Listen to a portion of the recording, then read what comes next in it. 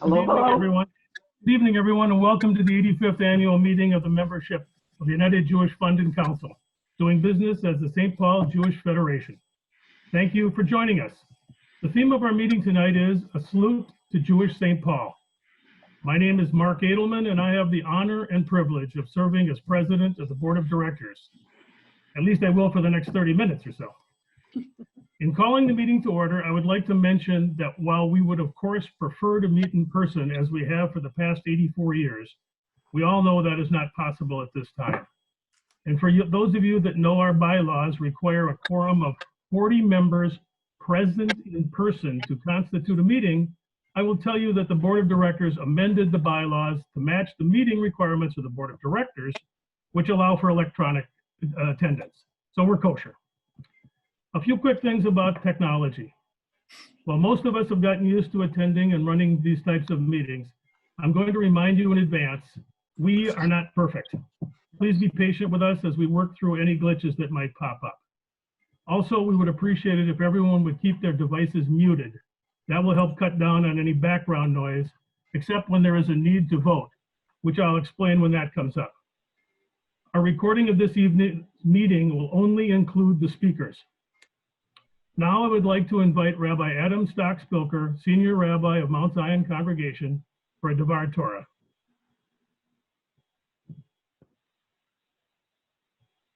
Thank you so much, Mark. I'm very familiar with this technology, and also it took me a moment to find my mute button.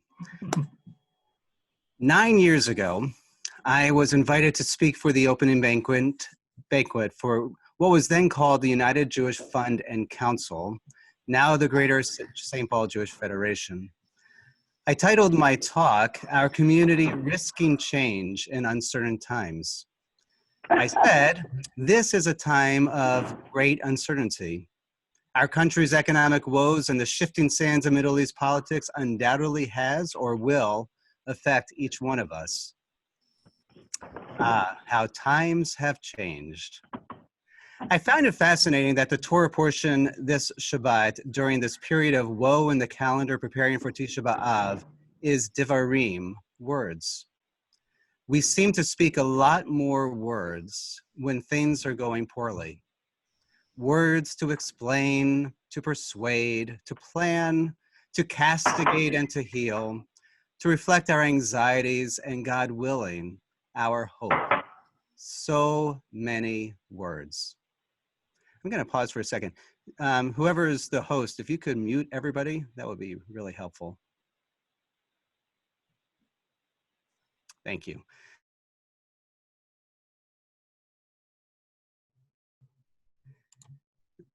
Tonight, let me just make sure I'm not unmuted. Can you hear me? Thank you.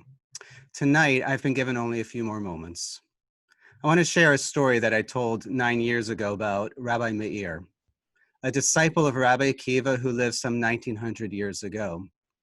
Meir was a sofer, a scribe.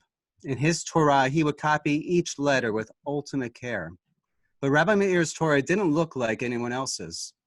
In Genesis chapter 3, right after Adam and Eve sinned and God cursed them, the Torah tells us that God made coats of skin for Adam and Eve. But in Rabbi Meir's Torah, it said God made coats not of skin, but of light. How could Meir have changed the Torah, clothing Adam and Eve with light instead of skin?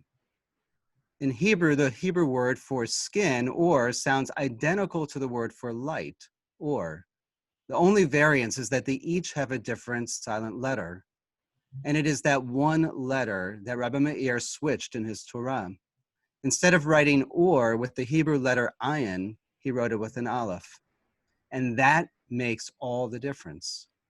Not only did it change the word from skin to light, it changed the very fabric of what it means to be part of community.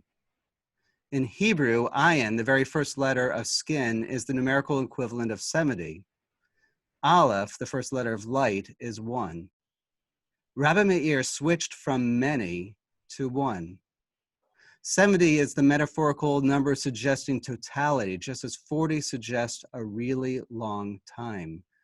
But according to Rabbi Eli Kofner from Hadar, 70 is the ultimate symbol of disunity. The world is filled with 70 nations. People speak 70 language. It is the fractured reality of human nature. But the real goal is to unify, to return to the light, to the one. In his Torah, Rabbi Meir reminded us that disunity is only skin deep. There is an inner light that unifies us when we allow it. This is a critical moment for our St. Paul Jewish community, as it is for America, as it is for Israel. Changes are happening all around us.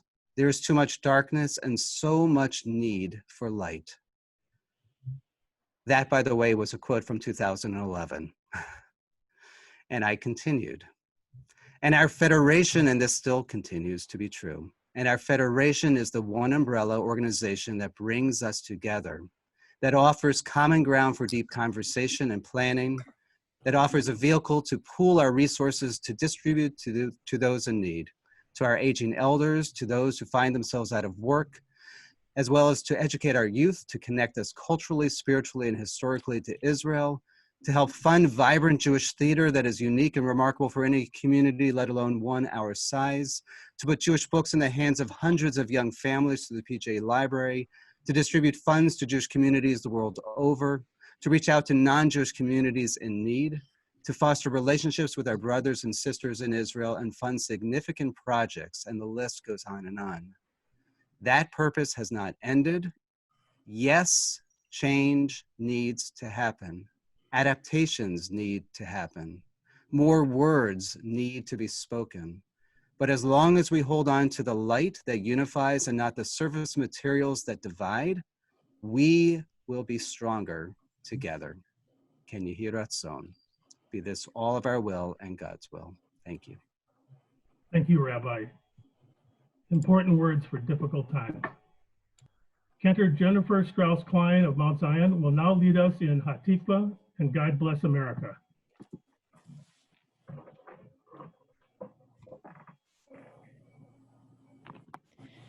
God bless America, land that I love. Stand beside her and guide her through the night with the light from above.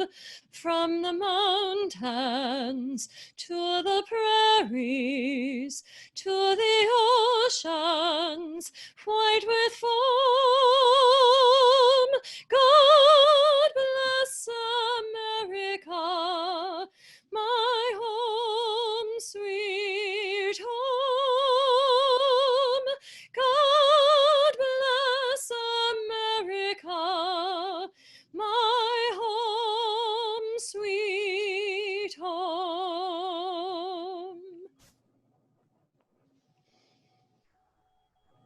Oh, Lord, believe of Benima, Nefesh Yehudi Omiyah, Ulfate Mizrach Kadima, Ein Letzion Sophia, Aloft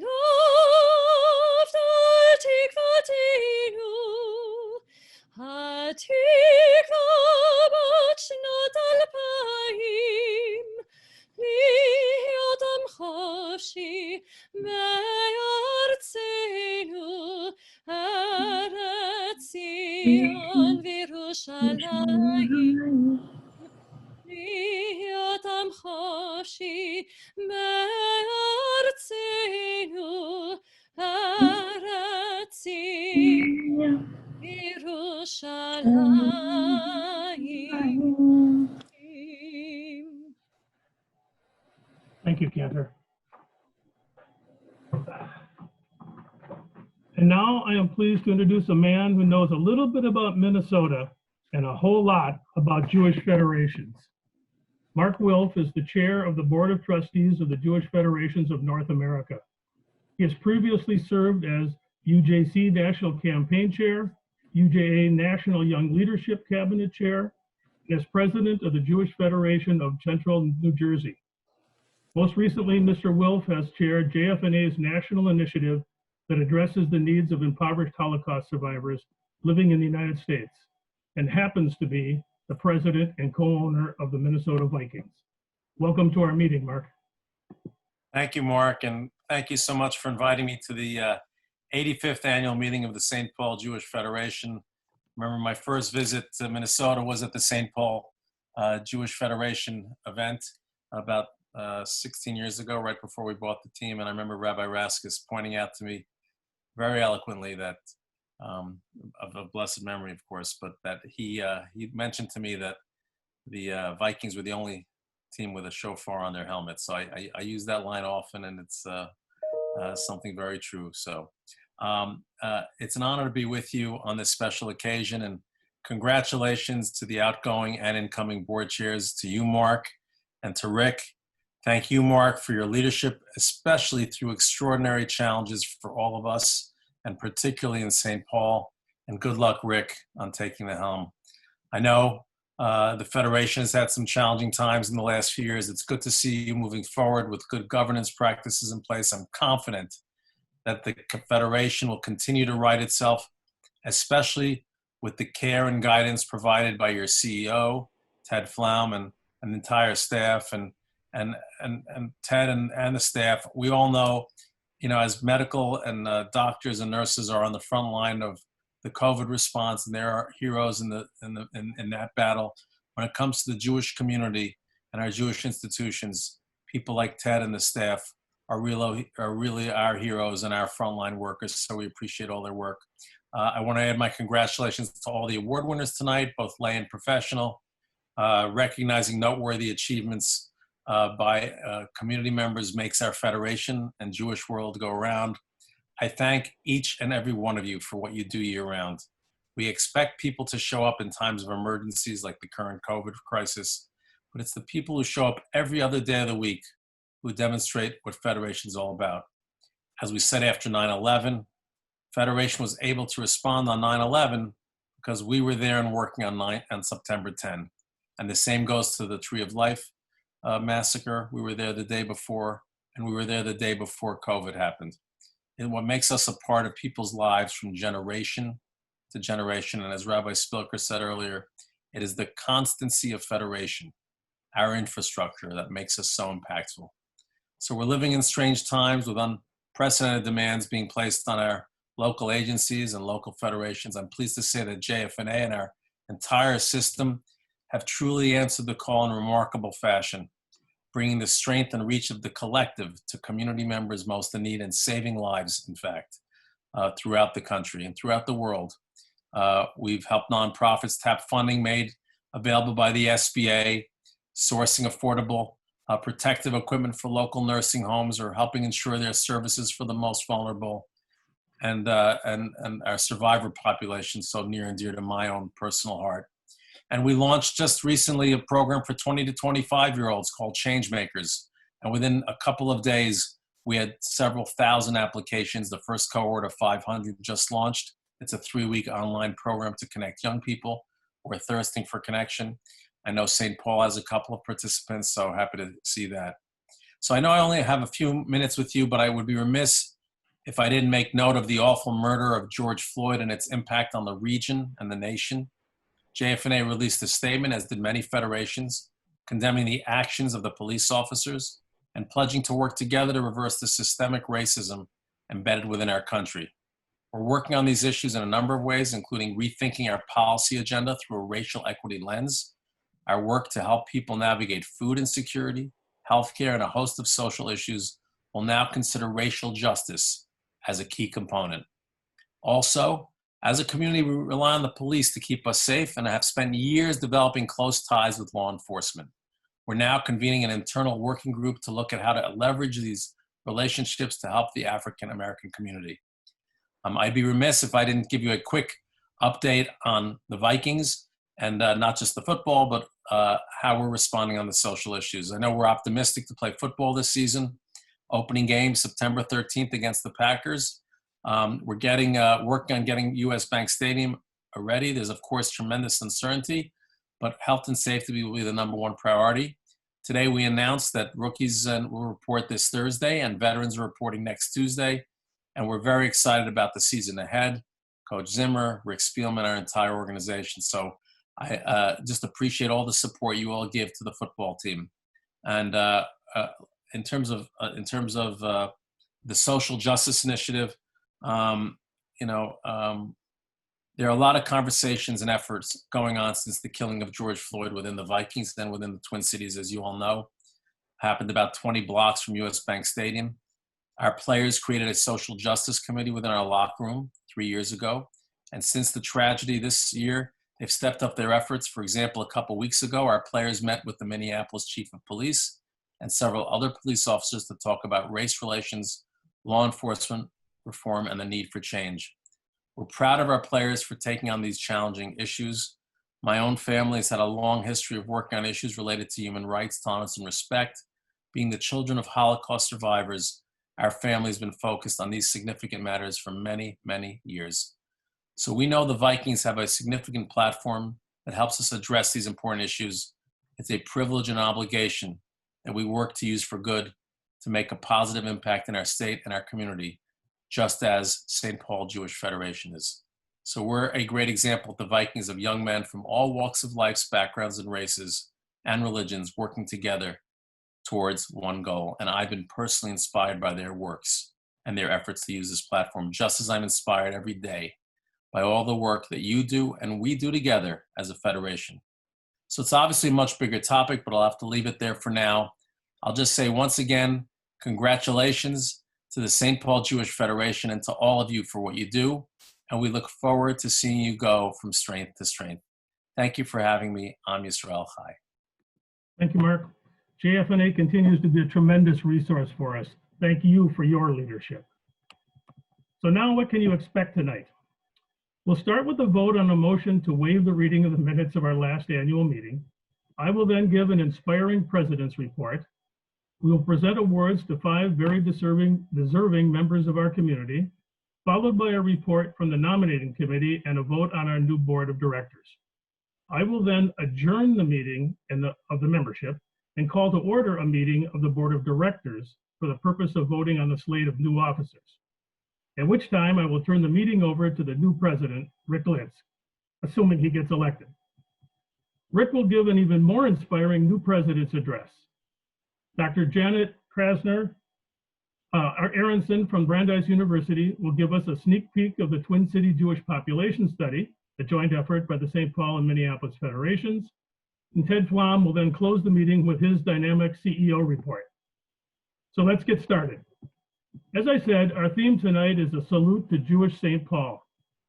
I appreciate so many of our community leaders are here attending tonight's meeting.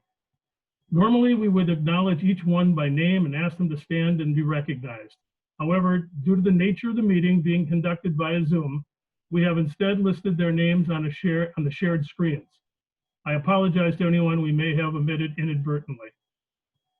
When our community's agencies recognize the dangers that COVID-19 posed to their members, clients, and staff, they decided to take the prudent steps to keep them safe by adopting physical distancing. We had hoped that this necessity would be short-lived and that we would have a community-wide event where we could once again physically come together. Unfortunately, the situation of COVID-19 has not improved to the point that allows us to do that. We therefore thought that rather than wait until we are able to physically come together as a community, we would use the Federation's annual meeting as an opportunity to bring the community together. So at this time, I would like to recognize all of the agencies and congregations that do so much to make our community so special. We need no further proof of that than the outstanding leadership and frontline efforts we have seen from them over the last 5 months in helping St. Paul contend with the pandemic. I know you all join me in recognizing them and thanking them for all the people that work and volunteer there. At this point, I intended to welcome the newest member of our community, Rabbi Adam Rubin, Beth Jacobs' new senior rabbi. Unfortunately, he was not able to join us this evening due to an illness in the family. We wish them a speedy recovery. Our usual practice is to have voice votes for motions at our annual meeting. So I ask everyone now to please temporarily unmute your devices for a vote. I will now entertain a motion to waive the reading of the minutes of our last meeting. And a second. I second the motion. Thank you. Second the motion. All those in favor of the motion, say aye. Aye. Aye. All those opposed, please say nay. Thank you. The motion has passed. Please mute your devices again. Several months ago, I had dinner with my wife and some friends as we were walking out of the restaurant. I got a little ahead and was holding the door for them when four young men in their late 20s or early 30s walked in the door I was holding. Not one of them said thank you. They didn't say anything, didn't nod or acknowledge in any way that I'd held the door open for them. At first I was surprised, but in the next few days, I noticed that it wasn't so unusual for people to take little things like that for granted. Not long after that, I was at the Mall of America, and I noticed the opposite phenomenon. I said thank you to someone, and a completely different guy who hadn't done a thing said, "You're welcome." So now I wondered, does this mean that people don't say thank you, but they're willing to accept credit for something they didn't do when someone thanked them? I decided to test this theory. Whenever I had an opportunity over the next few weeks, I tried to thank people who hadn't done anything at all, just to see what would happen. Many of them just looked at me funny, but most actually took credit. I got a lot of friendly smiles and nods, several "you're welcomes," and a ton of "no problems." I couldn't believe it. People were perfectly happy to be recognized for something they hadn't done. Perhaps for a time they hadn't been thanked and thought they should have been. I don't know. Anyway, then I started to wonder about people who weren't being properly thanked. If people were taking credit they hadn't earned, what happened when we recognized people who did deserve praise? So I decided to find out tonight. After thanking a whole bunch of people who hadn't done anything, now I want to thank some pretty special people who have done a lot. We've had some challenges these past 2 years, but I believe we are in a better place now. We have a restructured board, a strong, active finance committee, 2 new committees that you'll be hearing a lot from, the Marketing and Communications Committee, chaired by Jennifer Kaplan, and the Governance Committee, chaired by Adi Leviathan. This year's campaign is off to a strong start under Jeff Protis's direction with 4 exceptional co-chairs, Rhoda and Don Maynes and Bonnie Resnick and Alan Milovitz. And most importantly, we have the right CEO in place. All that and more is due largely to all of the time, effort, and energy put in by past presidents Susan Minzberg and Steve Brand, vice presidents Alan Bernick and Sharon Benjamin, secretaries and treasurers Jay Baldinger, Ron Matz, and Deb Weiss, along with all of the members of my executive committee, committee and task force chairs, and a whole lot of board and committee members, past presidents, and of course, the staff. All have been tremendous resources, always available with excellent input and insights and willingness to do what it takes to get the job done. While there isn't time for me to properly thank everyone for all the work that they have done during my presidency, there are 2 superstars I want to tell you about. Rick Linsk has been president-elect for the entire 2 years of my presidency.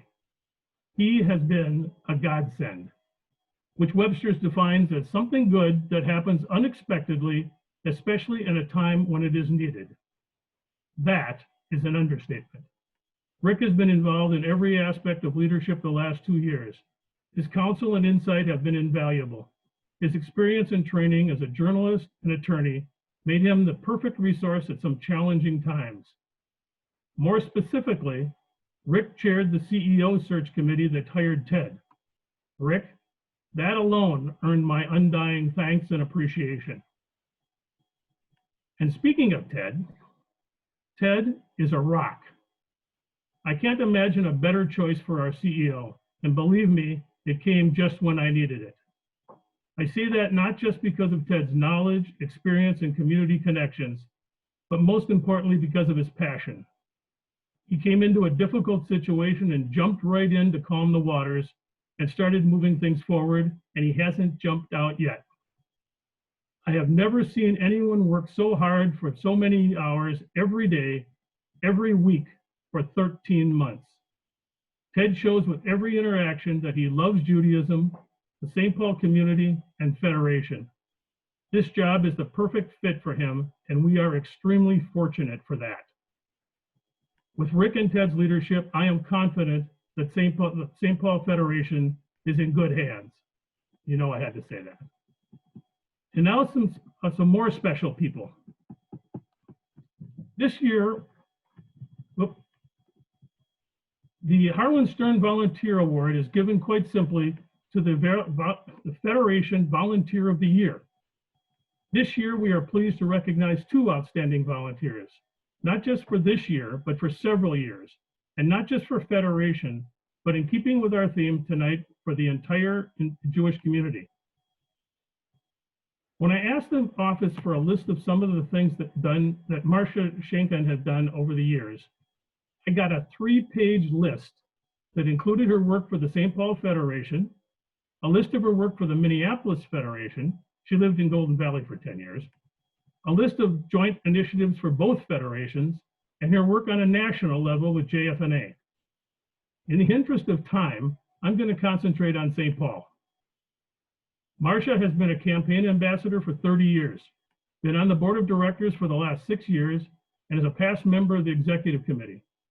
She has served as general campaign chair and a women's philanthropy chair.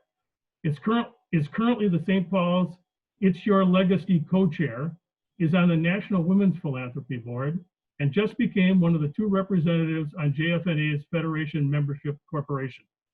And I am very pleased to add to Marcia's list, St. Paul Jewish Federation 2020 Harlan Stern Volunteer of the Year.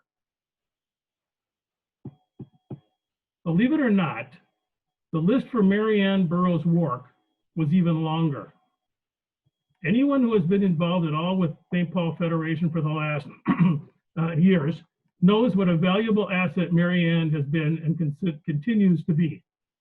She has been a board member, officer, executive committee member, and campaign ambassador for I'm too polite to say how long.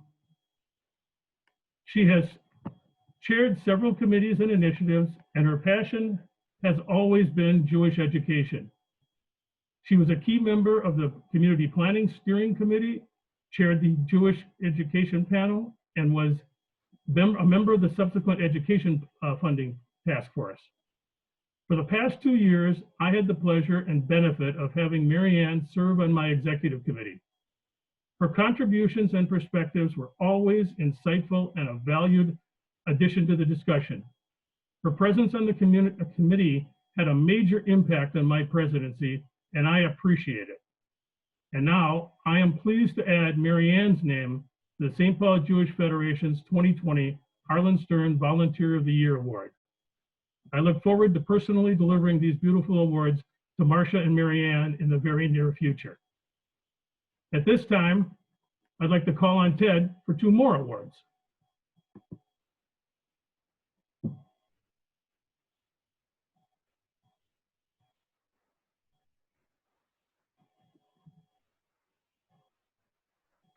Ted, you're muted. I just want to thank you, Mark, and thank you for your kind words.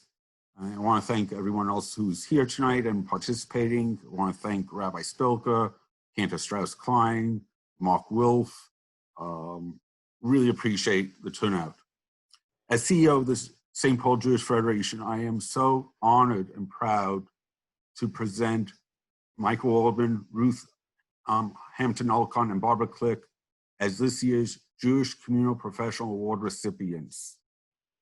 At the start of the COVID-19 outbreak, Jim Cohn, CEO of the Minneapolis Federation, and I began to convene meetings of all the Jewish communal professionals of the Twin Cities. These meetings were meant to support each other, share processes and policies, and really to be there for each other during this incredible time so that we could act as a single community.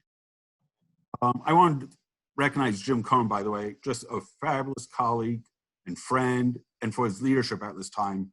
It's been very much appreciated. During these calls, all the organizations were doing incredible work in responding to this pandemic. But there were 3 St. Paul organizations that stood out in the challenges, just the magnitude of the challenges that they were facing. And that's the JCC, Jewish Family Service, and Shalom. Michael Waldman faced tremendous challenges. The JCC employs hundreds of employees. Their entire model is based on convening people into their beautifully renovated $60 million facility. And he had to pivot tremendously in order to keep memberships engaged. Many members dropped their membership because they couldn't access the facility.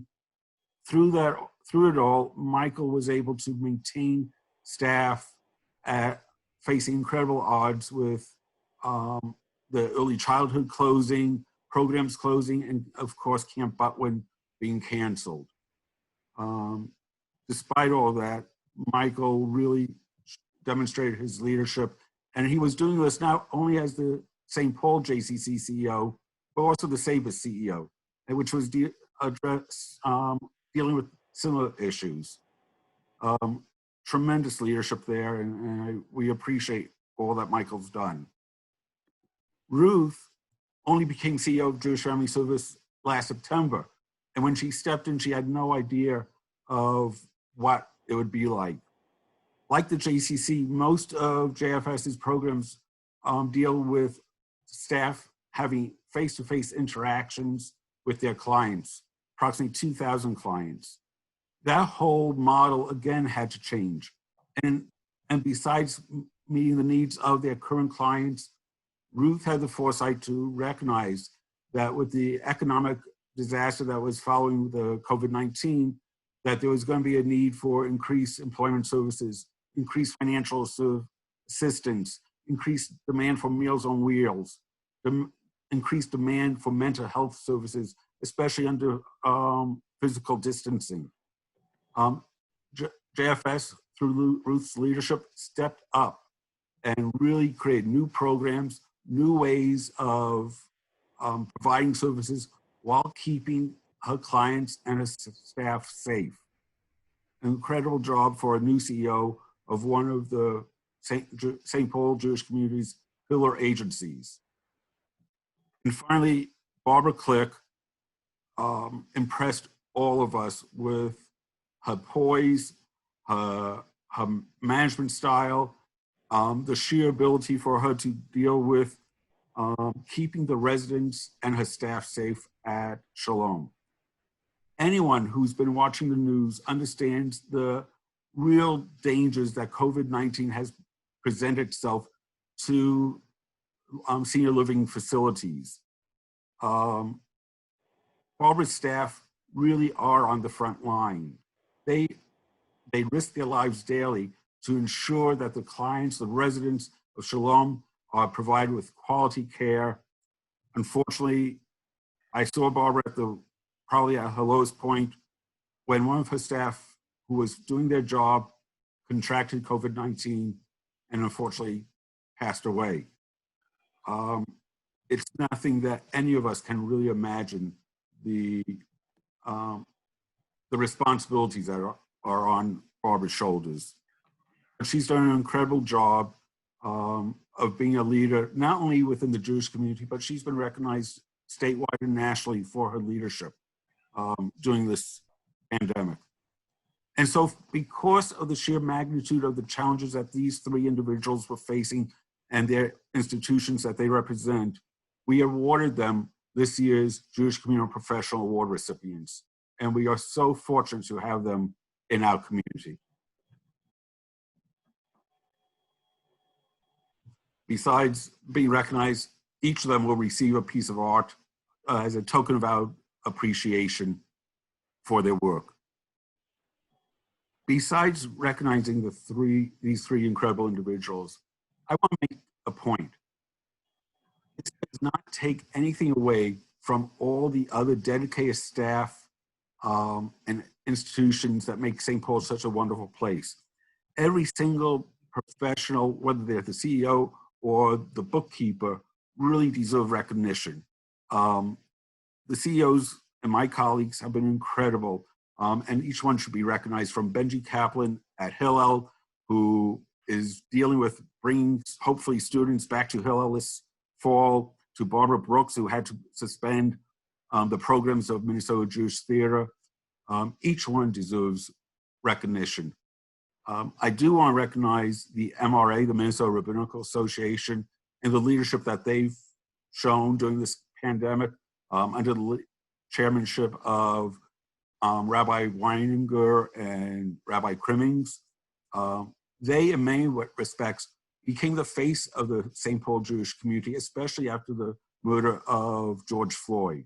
They were called upon, they responded in the African American community, and we're very proud of their leadership.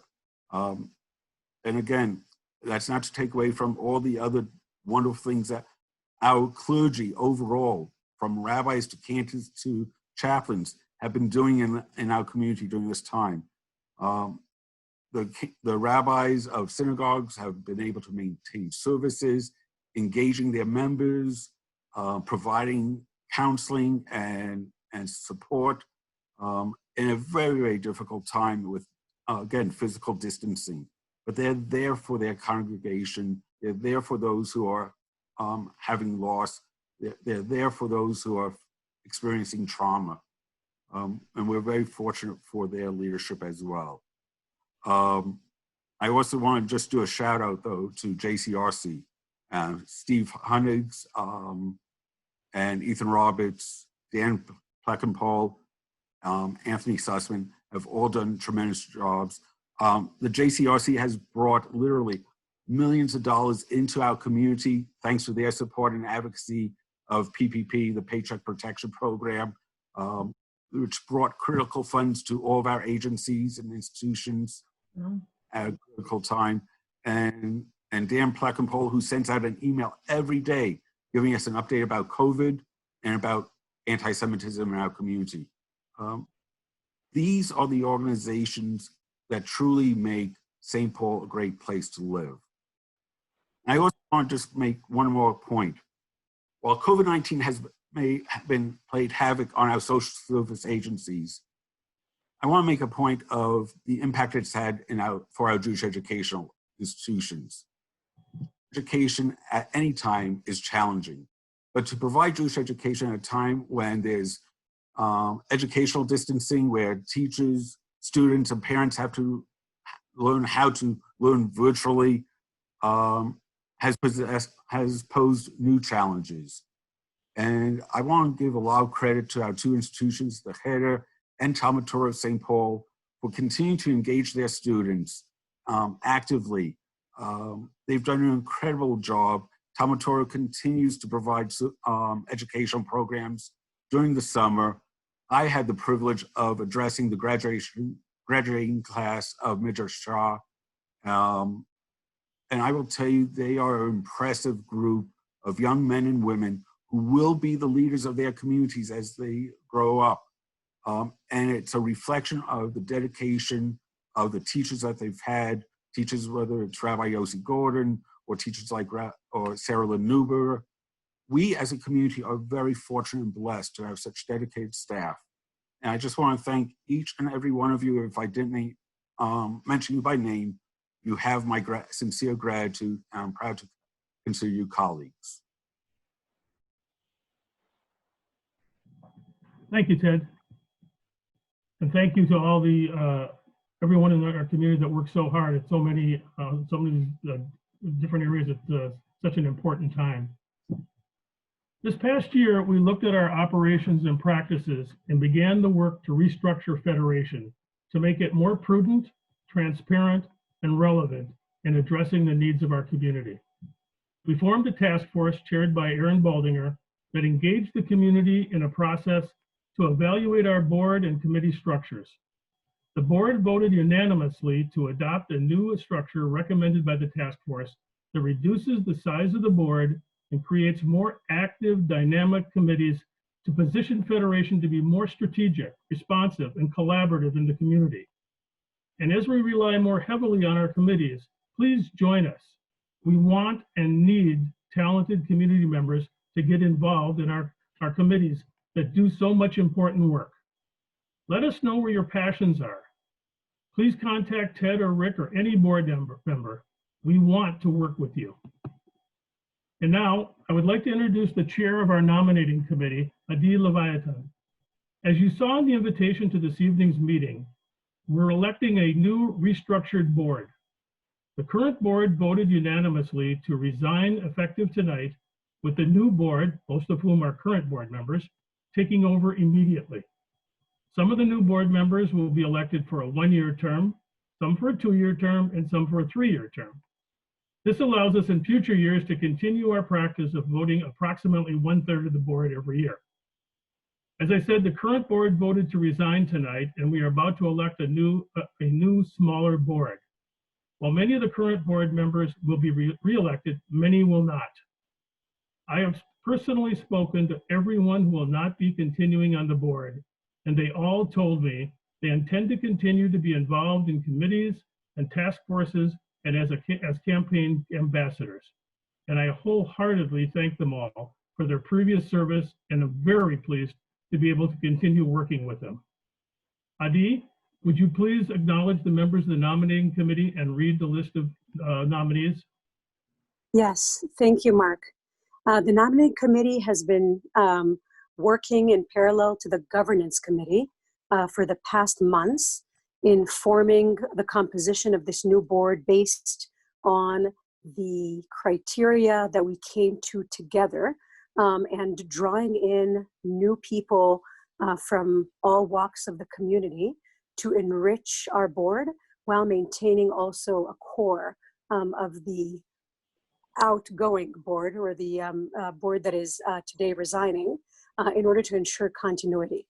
I acted as chair of the nominating committee, and I was happy to have Mark Edelman, Wendy Baldinger, Rick Linsk, and David Milovitz be very dedicated nominating committee members that brought us to the list that we will present to you now.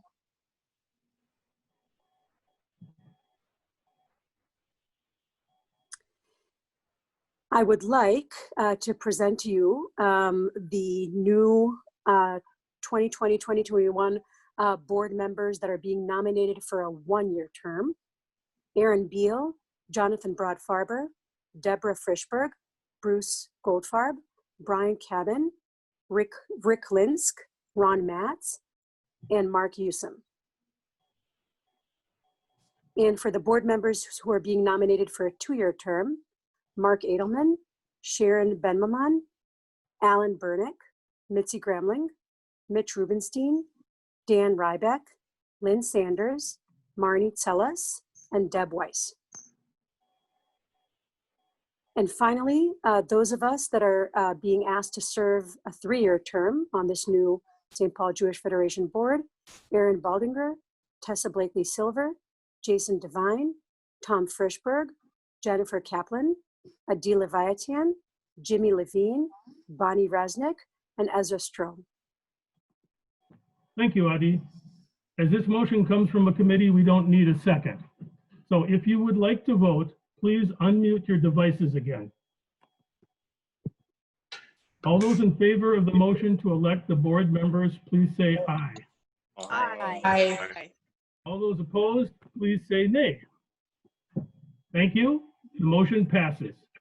Thank you, Adi, and the nominating committee, and mazel tov to the new board members. And now, and please mute your phones again. And now I will adjourn the Federation 2020 annual meeting and call to order a special meeting of the new board of directors. The purpose for this special meeting is to elect new officers. So I will again call on Adi to read the slate of officers nominated by the committee. The nomination of the officers: President Rick Linsk, Secretary Sharon Benmaman, Treasurer Deborah Weiss. Thank you. Oh, again, unmute your, I would now ask the new board members to unmute their devices. And all those in favor, please say aye. Aye. Aye. All those opposed, please say nay. Thank you. The motion passes. Please mute your devices again. And with that, my term as president is done. And I will turn the meeting over to our new president, Rick Linsk. Thank you, Mark. Can everybody, let's see. I am unmuted and on video, and I appreciate it, Mark. I think we have a video. And if our staff can cue that up, I will say a few words after we watch this.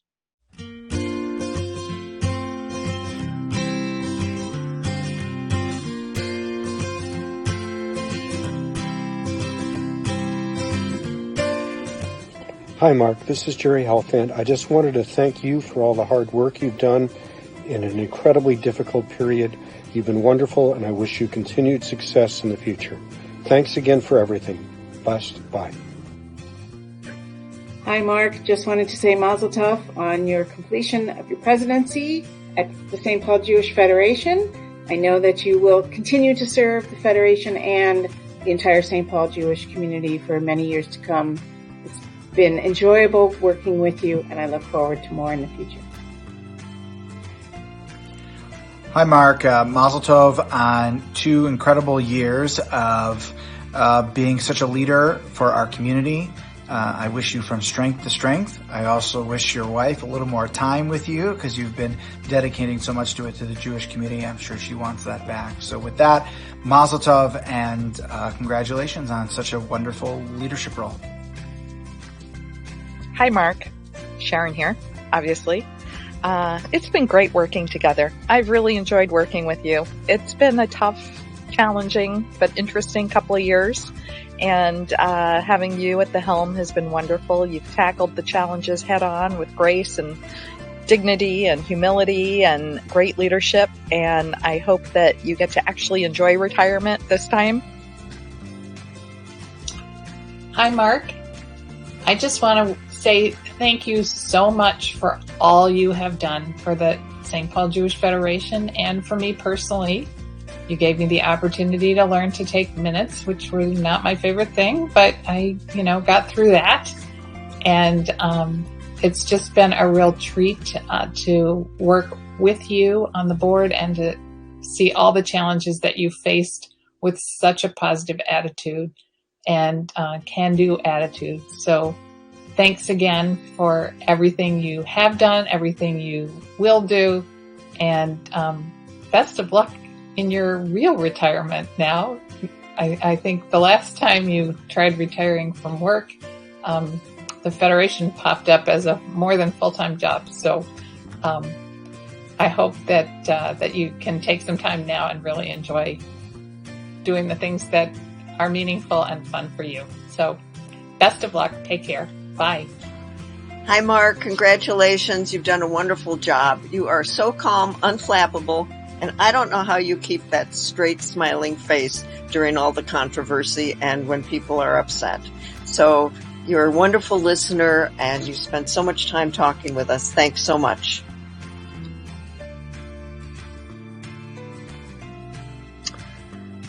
Well, if you have to have a global crisis and other kinds of crises while you're running a federation, there really isn't anybody else you could possibly want at the helm except Mark Edelman. These past couple of years have been tough, but Mark, helped us get through with just a calm presence, maturity, humor, Yiddishkeit, just so many great qualities. And we owe so much to Mark for helping the St. Paul Jewish community, survive and thrive, and hopefully now thrive, despite a tough couple of years. So Mark, enjoy retirement, enjoy your past presidency. I'm glad to have learned a lot from you, and I'm glad you'll still be around as past president. Thank you. Thank you, Mark. Dear Mark, Thank you so much for everything and good luck ahead. תודה רבה ובהצלחה. Mark, Mazel Tov on completing your 2 years as president of the St. Paul Jewish Federation. I just want to say from the bottom of my heart, thank you for the support and leadership you've given, especially to me as a new staff person. It was really incredible the way that we were able to work together, and I'll value the 18 months that we were able to do that. Congratulations, Mazel Tov again, and I look forward to seeing where your volunteer efforts will take you next. Hi, Mark. Congratulations on your presidency. I want to thank you for making my transition to CEO so much easier. You always made yourself available. You always were willing to listen. And you offered advice when asked. I appreciate the partnership that we developed. I look forward to working with you in the future on behalf of the Federation and our Jewish community. Stay well. Hi, Dad, from Colorado. Thanks for all your hard work as president. Thank you. Mark, you gave unselfishly of your knowledge, your expertise, and your time. This community is richer for it. While you have been able to accomplish many things in these last 2 years, there will always be more to do, and now it is time for someone else to do it. Your family is very proud of you.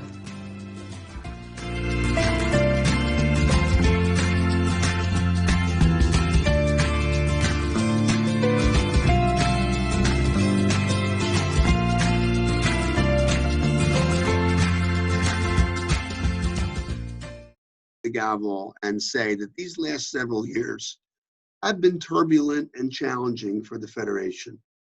And Mark has been a steady leader just when we needed it so much. I have learned from him more Yiddishkeit than I can convey here. I'll continue to prize and draw on his insights these next couple of years as he serves us and continues to serve us as past president. I can speak, I'm confident I can speak for everybody. Those in the video and outside, not in the video, when I say thank you, Mark, for your steady leadership during this difficult and challenging time. We have gifts for you. Can we display them at least on the next slide? There we go. So we'll get these to you. We have thank you gifts presented to Mark, an appreciation for his service as Federation President. Believe me, I would like nothing better but to be able to hand this to you in person. You know, maybe someday soon I'll be able to do that. With that, I will give you a brief remarks. I will make some brief remarks. So it's great to see everyone here, first of all. 111 people a few minutes ago before a few people had to leave. That is outstanding, especially under these circumstances. And so I'm really heartened, amazed, and grateful to everyone for being with us tonight. I want to thank Mark Wilf and Ted and our award honorees and everyone who's contributed tonight to this point. I want to just spend a few minutes with you considering a question and looking forward just a bit. I'll try not to duplicate the previous remarks too much. First, my question. My question is, why are we here? And I don't mean, why are we all here, 100 plus people on yet another Zoom call? I mean, why are we here as participants in the St. Paul Jewish community? Now, I'll suggest an answer, kind of a rhetorical question. I suggest it's because our project, the essence of what we do as Jews, way bigger than I can really encapsulate in a few minutes here, starts with seeing each person as created in the divine image. Because we believe this, it shapes everything we do. It sparks our commitment, our dedication to Chai, to life itself. We take care of each other and the broader community, for that's our calling, that's our Torah. Every class taught, every child nurtured, every meal served, every act of tzedakah performed, every relationship deepened, Every one of these is a small miracle. Together they add up to Tikkun Olam, repair of the world, our statement about living in a just society and world, and about resisting complacency and despair. Thanks to all of you who have been doing this work in your own organizations and in your own way. Your work, as Mark Wilf has described, and Ted has described, and Mark has described, is even more urgent than ever. The writer, activist, and professor David Elcott, who was the scholar in residence of my Harry K. leadership training cohort 18 years ago, observes in his 1995 book, A Sacred Journey, that in a modern Western society, Judaism and a Jewish approach to life are part of an open market of what he calls values, ideas, and competitive traditions. People aren't compelled to choose us, to choose Jewish life. They're free to pursue other interests, money, leisure, fame, you name it. And David wrote this 25 years ago. So before Facebook and Twitter and all kinds of other distractions that we've invented. And David offers what I think for tonight is a useful metaphor of God in the center of the universe, pulling on thoughts and behaviors like a magnet. And all of us are orbiting around that magnetic force. Some of us are closer to the core than others. Some of us are farther out. And our orbits are changing over time, every year, as we often say when we sit in the shul on high holidays. What I would like to see and accomplish these next 2 years is to bring more people into that orbit that David Elcott speaks of, and for those already in the orbit, closer in as well. How exactly we do that, how we compete with all the other choices people can make, is detail that we'll have to work on together. But we can draw on our traditions and our teachings and tap new technologies and the immense creativity of our community to do that. As we figure that out, a couple of other things. I would like to see us, and I think we can, be kinder to one another. We know that these are very fractious, contentious, heated, emotional times across society for so many reasons, including overlooked issues of racial justice for so many years, and our political atmosphere. But we can be kinder to one another. We can be more respectful to one another, even as we work on challenging issues together. We can be more patient with each other. We can become closer to each other. And all these things that I'm talking about definitely include people who have felt overlooked, neglected, mistreated, or hurt for any reason, including, of course, Jews of color and people of color in our community. If we can do these things together, they won't make our challenges go away, but I believe it will make them a measure easier to address and make progress on. We can have more engagement, more dialogue, more tzedakah, more healing, more justice, a Jewish community that's knitted tighter together, a better world, the kind of world we'd all like to live in. I think this could be very exciting, even fun. And I look forward to partnering with you all and others toward all of this. Now, with that, I would like to hear more about the potential for growing numbers within our orbit. I would like to introduce our keynote presenters. Janet Krasner Aronson is the principal investigator of the 2019 Jewish Population Study. She is the associate director of the Cohen Center for Modern Jewish Studies and the Steinhardt Social Research Institute at Brandeis University. She earned her PhD in social policy at the Heller School for Social Policy at Brandeis. Janet's primary research areas include local Jewish community studies, and she's directed studies in Boston, Washington, D.C., Palm Beach County, Florida, and Cincinnati. She also teaches in the Hornstein Program for Jewish Professional Leadership at Brandeis, where she runs the Myra Kraft Seminar on Israel. Prior to joining CMJS, Janet worked as a computer programmer, graphic designer, and a religious school teacher. She was a member of the first cohort of the Barnard College Jewish Theological Seminary double degree program, in which she earned bachelor's degrees in computer science and Bible. She has an MA in applied sociology from the University of Massachusetts at Boston. Along with Janet, we have Matthew Bruckner. Matt is a senior research associate at the Cohen Center as well. He worked with Janet on the 2019 Twin Cities Jewish Population Study. At CMJS and SSRI, Matt works on Jewish community studies, evaluations, and needs assessments. Matt is also a doctoral candidate at the Heller School for Social Policy and Management, writing his dissertation on philanthropy education in the U.S. Jewish community. He holds master's degrees in both public policy and Jewish professional leadership from Brandeis, and he has a bachelor's degree in classics and history. It is my pleasure at this time to hand the floor, as it were, to Janet and Matt. Thank you so much, Rick. Again, I would ask everybody else to go on mute. Yes. Hi, everyone. It is a great pleasure to be here. Hope you can all hear me. If not, let me know. I have the chat open if anybody has questions as Matt and I present.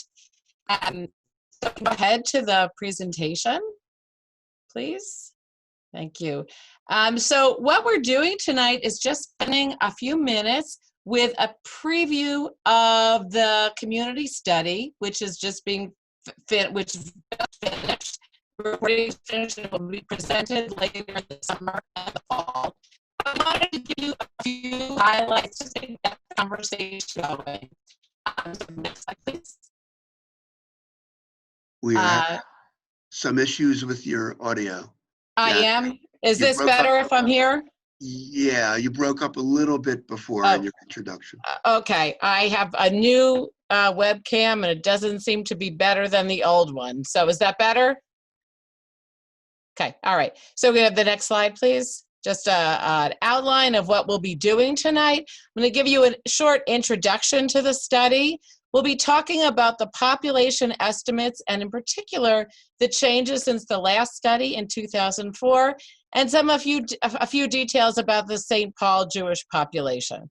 So the next slide, please. I want to start out with a few introductory comments. Now, the community study, I don't know of the 100 or so people on the call, how many people are aware of the study, have been following the progress. But I do know that a community study is a significant investment that a community makes in trying to understand itself. It's a financial investment, it's an investment of time and energy, and it represents a commitment to trying to understand as a way to grow and improve the community life. So the first thing I want to do is thank all of you for allowing the Brandeis team to partner with you in this. We find this work so rewarding. We learn something new every time, and we are really committed to the value of the data. So how do we look at it, and why do we even want to do it? Well, our fundamental core value about the data is that it be both accurate and actionable. So by actionable, we mean data that you can use. Accurate, we are confident that we've made it as accurate as possible. We expect you will find much of the data interesting, but that's not really enough. What we want to provide is data that will help inform decision-making, allocation of resources, planning new initiatives, and I know that all of you as leaders of the community that this is an integral part of your work. So let me just say a couple of points about it. So first of all, this study was conducted in last fall between September and December. As we all know, a lot has changed in the world and in the Twin Cities and in St. Paul since then. However, what's incredibly valuable is that this data can serve as a benchmark to where you were before this crisis happened, and as perhaps a guidepost about what you want to return to, what you want to do differently. We focus, as I said, on identifying opportunities for action. It could be unmet social service needs. It could be ways to enhance Jewish life. It could be populations that are underserved and should be recognized and given some new attention. And the last item I want to say here, there's obviously much more in the study. The last thing I want to mention is that one of the things that we work on is a new way to think about Jewish engagement beyond some of the dichotomies of affiliated or unaffiliated, beyond some of the labels of denomination.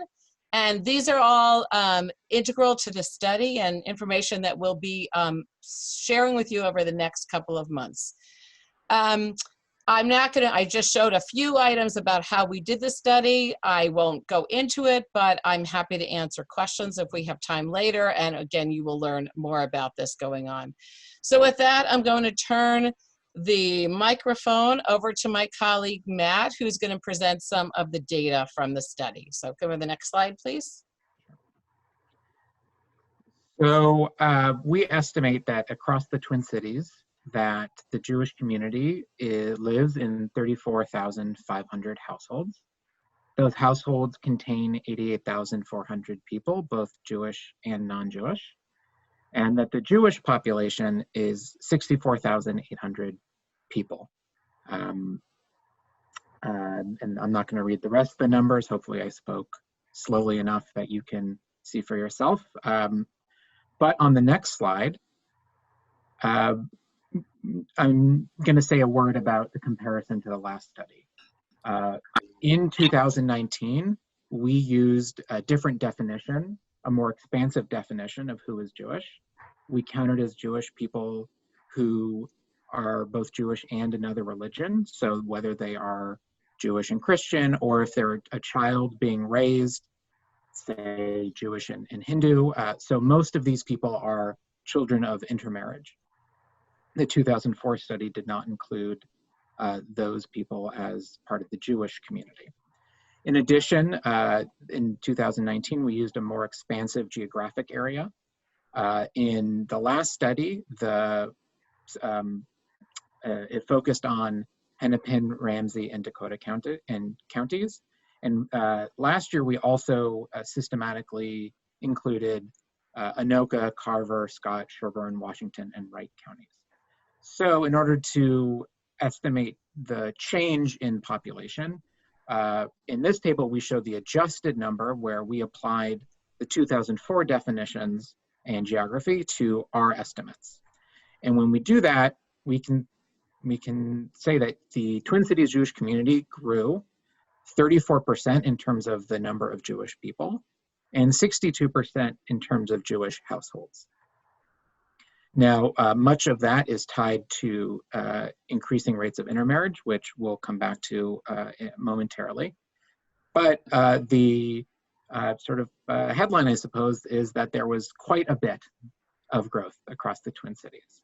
On the next slide, this is a map that we have in the report, but for our purposes here, what we want to demonstrate is that the 6 counties that were included in this last study that were not in 2004 don't have relatively all that many Jews in them. The core of the Twin City, the geographic core of the Twin Cities Jewish community remains Ramsey, Dakota, and Hennepin. On the next slide, Janet is going to talk about the population increase and what accounts for it. Yes. So we started this off with a quote that one of the respondents in the survey, or several people remarked on this. They said, the St. Paul Jewish community seems to be shrinking. Well, the numbers tell a different story. as you saw, there's significant growth. Let me just mention a few of the reasons why that explain this growth. As Matt mentioned briefly, there is a significant increase in the number of intermarried families. This is not unusual. This is all across the country. So why does that lead to growth? Well, you may have more households with only one Jewish adult, whereas before there were two Jewish adults in a household. Now you have one Jewish and one non-Jewish adult. You have more children who, as Matt mentioned, were being raised in two religions. So we have more households, we have more people in those households, and that is because of this increase in intermarriage. The second reason is that the whole region is growing. We do a comparison with census data. In particular, we look at the change in the number of white, non-Hispanic, college-educated people.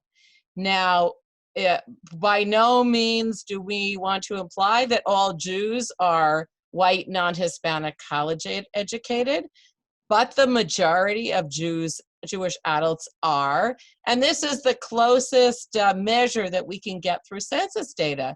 And we see that there was a 32% increase in that group in the 9 counties, and that's almost exactly the same as we find for the Jews, with a 34% increase.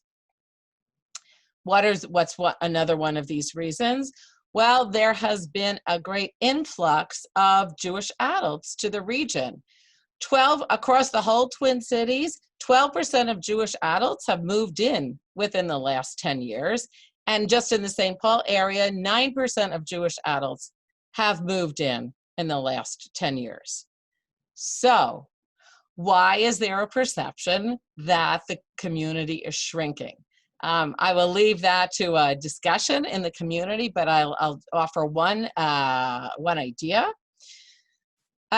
The number of synagogue members, and these numbers we get, but we went out to all the synagogues and we said, how many member households do you have? And we have that data from 2004. So the number of synagogue members households is exactly the same. It's virtually the same as in 2004. So there's no growth in synagogue membership. But what is likely is that there is an increase in unengaged families. Typically, new people who are newer to the community tend to be less engaged. It takes them a little while to get connected. And also the method that we use for the survey is very effective at reaching less engaged families. So what I would say, the way to understand that is that there is a big increase, but it is primarily among intermarried and or less engaged families. And I'd like to suggest that we think about that in terms of opportunities to outreach for newer members of the community. So I'm going to now turn the microphone back to Matt to take on to the rest of the data. And again, feel free to chat questions or, well, we'll take questions at the end, I think, if anyone has any to speak up. Okay, Matt? Sure. So on the next slide, please. So geography is a very big deal in the Twin Cities, and there are lots of ways that we saw in the study that people talked about the geography. For most of the report, we break the region into the area into 5 regions: St. Paul, the St. Paul suburbs; Minneapolis, the Minneapolis suburbs; and what we call the outer suburbs. Tonight, when we talk about overall population, we are talking about sort of the larger areas of St. Paul and Minneapolis. So St. Paul includes the city of St. Paul, and then the rest of Ramsey County and Dakota, Anoka, and Washington. And then the Minneapolis area is Hennepin, Carver, Scott, Sherburne, and Wright. And on the next slide,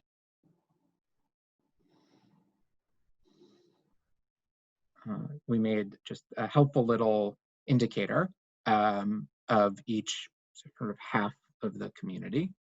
And then I believe the next one has a little zoom in as well, a close-up. So these maps that we've been using, you probably have been straining to see because they're small on the screen. So this is a close-up view of the cities themselves and their immediate suburbs. So in this dot density map, each blue dot represents 40 Jewish households. The households are randomly placed within their zip codes. So I don't suggest you take the time to try to figure out where your home is, although if you're able to figure out your rough location based on this abstract map, I'm deeply impressed. But what this does is shows the relative density and where that density is in the area. And again, in the report, we have the full map and this close-up view that when we release it next month, you'll be able to look at much more closely. So on the next slide, we're showing the sort of the relative breakdown of the population between St. Paul and Minneapolis. And the main takeaway we want you to have from this information that we're sharing right now is that the relative share of the St. Paul Jewish community has grown since the last study. The 12,300 Jewish households and the 22,000 Jewish individuals who are in St. Paul, the four counties, make up a little over 1/3 of the Twin Cities Jewish community. And as of the last study in 2004, and also the studies from the early 90s, the St. Paul Jewish population was about 1/4, just a bit over 1/4 of the entire area's Jewish community. So there's been overall growth, both in St. Paul and the Twin Cities as a whole, but also the share of St. Paul has grown as well. So with that, I think we will conclude our frontal portion of our preview findings. And then I think on the next slide, we just have our little thank you. Oh, no. But if there are any questions, or I believe there's a few minutes for those, so we can, if those minutes still exist, we can take them. I think we can do a couple. We are a little over. Yes. I think what we were going to do is invite questions in the chat, and then the staff would select them and I would ask them. Ted or Kimberly, if that's still the plan, I am poised to do that. I see one question in the chat that was sent to me privately, so I'd be happy to answer that while others might come in. While if any others come in, okay. And I see another one, and maybe I'll answer these generally. Sure. The first question was, how did we identify the Jewish population? And I'll get back to that. But will there be analysis of age groups? There is analysis of age groups. There's analysis of family status. There's a great deal of analysis in the report. I suspect that most of the questions that you might ask about what will be available, much of it will be available, and this presentation will probably leave you with more questions than answers. But the question of how do we identify Jewish population, I'm not sure exactly what the intent is, but I'm going to answer two questions that I see in there. One is, how did we find Jewish people to interview? And then how did we decide if they were Jewish or not? And what is the definition of being Jewish that we used? How we found them is in two ways. Organizations, many organizations provided lists of their members, participants, donors, and we drew a sample and surveyed them. In addition, we purchased a list from a market research firm of likely Jewish households. This is not a fully representative sample of every Jewish household in the community, but we have a number of ways of adjusting this at the back end to make sure that our numbers are accurate and our estimates are accurate. One, for example, is that we've also gathered data like how many, I mentioned how many synagogue members there are, how many students are enrolled in the different schools, and we can use those to make adjustments to be sure that the data represents reality. In terms of the Jewish definition, people are Jewish for purposes of this study. If they say that they are Jewish, either by religion or not by religion, could be culturally Jewish, ethnically Jewish, and either they have a Jewish parent, or they were raised Jewish, or they converted. Those are the definitions of Jews, and it's more or less the social science standard and what the Pew Research Center uses with some slight modifications. Other questions? It looks like we have a question about, do you have data that shows where the Jews in St. Paul and its suburbs are? I mean, how they are dividing up among the various cities? Mm-hmm. Well, you saw the map. We have some more detail available than that. The problem with a study like this, the more detailed you get, the less precise all the estimates are. And then tying it in for the question about what's the process for analyzing data and next steps. There is a lot of data that we collected. There's much that is in the report, but there is much more to be learned.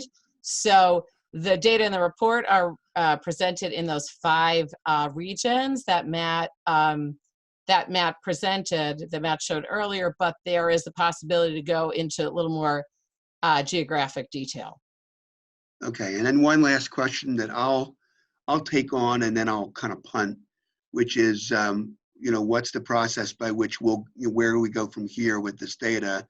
What I think I'll say to that is we'll get the whole report, we'll look at it as a board, discuss it as a board, and we'll kind of go from there. So that's a little bit down the road, I think. Another questioner, and then we probably have to stop, or 2 more that I'll pose to you, and then we'll probably have to cut it off. One is, could you speak a little bit more about that perspective of shrinking? I think I know what the questioner means, if you don't. And then there's another one after that, because it's not an apples to apples comparison, how should we interpret the increase? In terms of the apples to apples comparison, I would say that that's why we presented what we call the adjusted numbers. So those adjusted numbers are an apples to apples comparison. So the growth that we talked about was using the same definition and the same region, exactly for that reason. Then there are additional people who live mostly in the outer suburbs who would not have been included in the first study. So they're just addition, and we have no way of knowing how many Jews lived in those areas in the time of the previous study. So if you want apples to apples, I would look at those adjusted numbers. But for the most part, what we look at is what the state of affairs is in 2019. In terms of the shrinking, Rick, could you say a little bit more? What I think our questioner probably means is, I think you were saying earlier that as people move in here, but yet the synagogue memberships don't increase, that you have people who are marginal to the community who comprise the increase. Mm-hmm. And so, we'll all talk probably amongst ourselves and with the full report about that, but I think they wanted to hear your perspective on that a little bit more. Mm-hmm. Well, the first thing I'll say is that it is a pattern that we see in many communities, which is why, as I said, we're aware that it's very common that people who are more recent, more newcomers to a community are less engaged with the institutions. Often younger people who are the people who are moving in are less engaged with institutions. and intermarried people are less engaged with institution. So you may have older people who are moving away, who are passing on, who are sort of being replaced in the community by younger, less engaged folks. So sometimes that looks like you have the perception of change. It's not a numbers, it's in a number issues. It's really a qualitative issue, that there's different types of people and the community needs to adjust. It sort of needs to think differently about who's in, and I am confident that the study, and I see more questions about, many more questions to come. I'm confident that the study will give you a great deal to think about the this way of being engaged, that Jewish engagement means much more than being a member of a synagogue. And that's something that we will look forward to sharing with you in the couple of months ahead. Great, thank you, Janet. I think what we'll have to do, since we're over our projected end time for the whole event, is to say that, you know, we will get the whole report before too long. And I think that we've been talking about possibly having some community events, some community meetings to share that, and so people could get additional questions answered. So with that, thank you, Janet. Thank you, Matt. Thank you, everybody, for those great questions, even if we couldn't quite get to them yet. And, you know, stay tuned, and we'll definitely be in conversation with the community about what this means. With that, I would like to thank the staff, and also, again, even though Ted thanked them earlier, thank our 2020 campaign chairs, Don and Rhoda Maines, Bonnie Resnick, Alan Milovitz, and especially I want to introduce our St. Paul Federation CEO, Ted Flaum. As you likely know, Ted served at Federation for several years in the mid-2010s as our campaign director. He left Federation to become CEO of Jewish Family Service of St. Paul, and he returned to us as our CEO in June of 2019. So if we could segue over and have Ted take it away, we will be in the home stretch.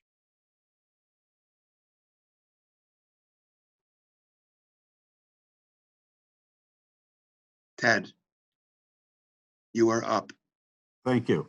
Thank you, Rick. I want to be sensitive to time and therefore may not touch on all the points that I had intended, but I do want to thank both Janet and Matthew for joining us this evening, and thank the Harry K. Foundation, which helped fund a large part of this study.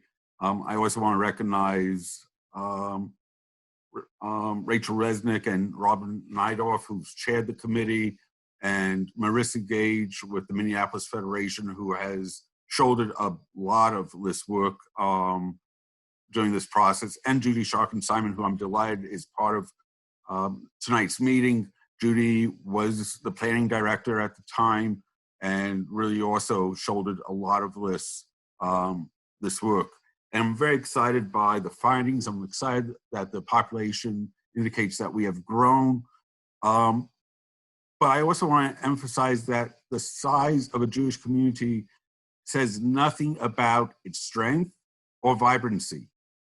That's more determined by the values of the community, by the strengths of the institutions that it supports, by the way we treat each other.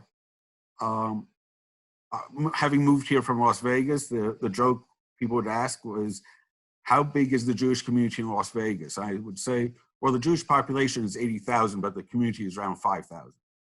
I think the growth indicated by this population study indicates that we have great opportunity to find ways of engaging new people in the community, identifying what resources and services they need or we should be providing. And I want to emphasize, I think this really is an opportunity for us, once again, to work together in collaborative means and with cooperation in a very similar fashion as we did with COVID-19. it was wonderful for all of us, all of our Jewish institutions, to gather together to work on a common concern of how do we provide services to our community while keeping our institutions and the people we serve safe. This is a gift from the federations to the community. And I look forward to working with my colleagues once again in exploring opportunities for us to provide the types of services that we need to have the community that we desire. I want to touch on what we did regarding COVID-19, and I'm very proud of what we were able to accomplish. For a small community with various challenges, we were still able to provide $70,000 in emergency financial assistance. $50,000 of that we were able to secure through a grant from the Minnesota Council on Foundations. And the other $20,000 we were able to allocate to Jewish overnight camps. That those funds were repurposed. They would normally have been used for scholarships. And since we knew our children were not going to be going to camp for scholarships, we did recognize that every one of these camps were having financial hardships due to COVID-19. And we were able to, thanks to the willingness to repurpose these funds, help support 7 overnight camps around the country. Those are things that we can be proud of as a community. We also launched Virtual Jewish St. Paul as a means of engaging all segments of the community. And as I don't think I mentioned, but I do want to do a shout out to Libby Parker and TC Jewfolk as partners, because they've done an incredible job of being this center for our communities as a resource for our communities. And so they've been a great colleague and resource for our communities. I just want to acknowledge them for that. We recently mailed out 500 sanitizers to all of our PJ Library parents and to the JCC in helping them reopen their facility to its members. And we delivered really an amazing 1,000 face shields to Shalom at a time when PPE was really critical. So I think as a community, these are things that we can be proud of. And the Federation could not have done it without the support of the board, without the support of volunteers, without the support of donors, and especially without the support of staff. And Rick, I appreciate you recognizing the staff, but I really, as the CEO, I am so fortunate to have the staff that I work with. We are a team and with tremendous commitment, and they've been really working in very extreme situations, working from home. We are gathering, God willing, for the first time on Friday to have a picnic. It will be the first time in almost 4 months that we've seen each other face to face.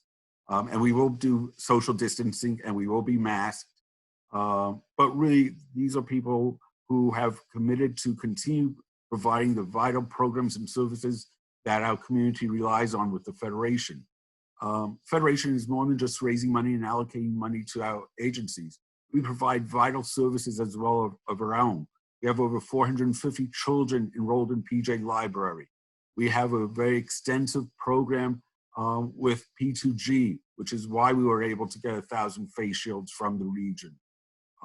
We have been working with over a dozen agencies, both in St. Paul and Minneapolis, through our partnership with It's Your Legacy. I want to do a shout out to Susan Lieberman, who has been incredible as staffing that program. She will be leaving us. Unfortunately, we are coming to the end of our 4-year commitment with the Harold Greenspoon Foundation. But thanks to the foundation, we have secured millions, tens of millions of dollars for our communities. And Susan's been incredible in overseeing that process and that program. You will have an opportunity to thank her at our virtual Zoom It's Your Legacy celebration in September. Look for more information about that. We've been reaching out to young adults and our future leaders through the Harry K. Leadership Institute and through YALA, our young adults leadership action program. So Federation is more than just raising money and allocating funds. The allocations are very important. Our campaign is very important, but we are more than just a go-between donor and recipient.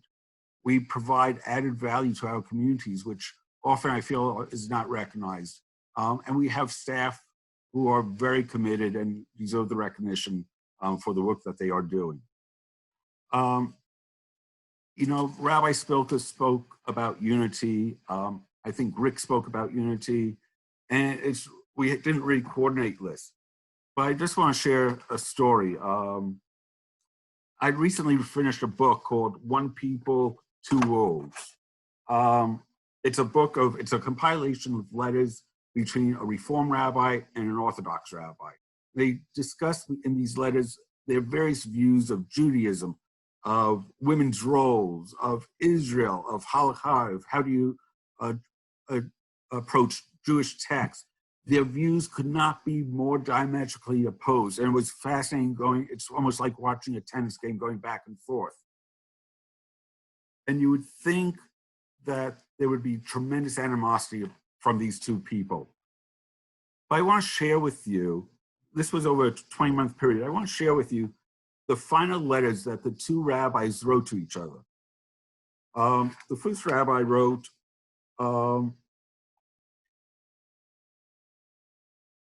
Yosef, he wrote, when people disagree, and he writes this right after 9/11, he says, when people disagree, their first impulse is often toward anger and coercion.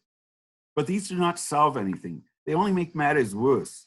It seems to me, therefore, that one of the great accomplishments of this book is to show that people who hold radically different views, who are struggling for the soul of a nation, can be friends and brothers, even as they engage each other sharply in the areas of ideas. In his response, Rabbi Hirsch, who is the Reform rabbi, says, Yosef, for the sake of the broader community, you have done an important and courageous thing. The publication of this book conveys in symbolic and tangible ways that it is possible for Jews to reason together.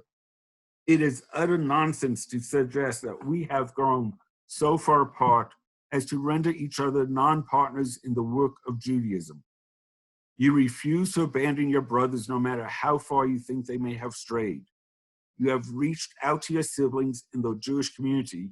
You have shown the way for others. It is far better to be part of the family than to be estranged. The work of the Federation, whether it's working on the demographics findings or addressing Jewish education or ensuring continued support for Israel or where should we invest our finances, is difficult work. And we may not always agree on the end result. But as Rick alluded to, it's important that we are kind to each other, that we show respect to each other, that we all want what's best for our Jewish community, for the Jewish people. We are one. I remember there was a campaign, it was Ahad Am, one people. And we are one community. And I look forward to the coming year. I think it's going to be an incredible year with the demographic study, with the findings that have come out, with a brighter future once we get past COVID-19. We will be a stronger community. I look forward to working with all of you, with the donors, with the new board, with Rick, with new volunteers, and with my colleagues. And we should go from strength to strength and have a healthy year and a year that's strong, good for our entire community. I do want to invite you to 3 events coming up. I already mentioned the It's Your Legacy event on September the 10th. We will have a virtual cooking class on September 14th with Chef Michael Solomonov. And then on September 23rd, we will have a conversation with comedian Michael Ian Black. And you will be getting invitations about this and information about these events shortly. So I want to thank you for joining us tonight, and be well and stay healthy. Thank you. Thank you, everybody. Thanks for being with us. Good night. See you soon. Good night. Thank you. Good night. Thank you. Good night. Good night. Good night, everybody. Good luck and thank you for so your leadership. much. Thanks, Julie. Thank you. Thank you. Thanks, everybody. Huh? Good Good job. night. Bye. Good night. Thank you, everybody. Good to see so many smiling faces. I can't click up. Oh, there's my friend. Yeah. All right, you can leave. Good job.